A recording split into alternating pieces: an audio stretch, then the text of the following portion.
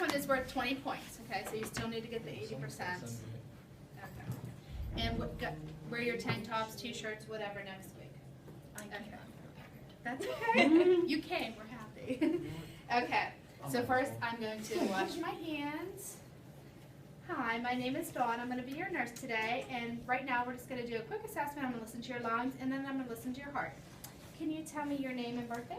Taylor McCullough, 5795. Okay, great. I'm going to have you turn things so they can see back here.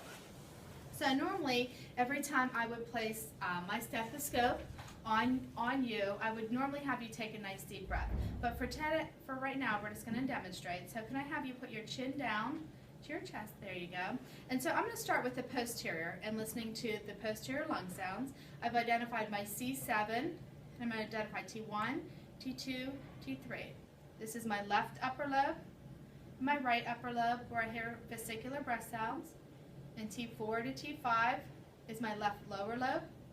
My right lower lobe, I'm hearing bronchovesicular breath sounds, and then T5, and I'm going to count down to T10, and I'm going to listen in my left and right lower lobes on both sides, and I hear vesicular breath sounds.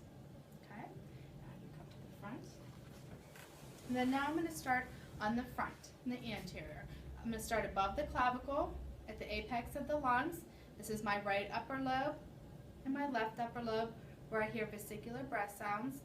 Next, I'm going to come to the first and second intercostal space right near the sternum, and I hear bronchovesicular breath sounds, and this is my left and right upper lobes. Next, I'm going to move down to my third intercostal space, and I hear, this is my right upper lobe and my left upper lobe where I hear vesicular breath sounds. Next, I'm going to move down to my fifth intercostal space, displaced breast tissue. This is my left upper lobe and my right middle lobe, and I hear vesicular breath sounds. Next, I'm going to move more laterally to my sixth intercostal space. This is my left lower lobe and my right lower lobe, and I hear vesicular breath sounds. And I'm going to do my lateral lobes. So this is my right side. I have 3 lobes. I'm going to start with my upper near the axilla, the middle near the breast, and the lower near the 5th to 8th intercostal space. I hear vesicular breath sounds. And on my left side, there's only 2 lobes. I start with the upper near the axilla and the lower near the 5th to 8th intercostal space, and I hear vesicular breath sounds in those as well. And next, I'm going to move on to the heart sounds.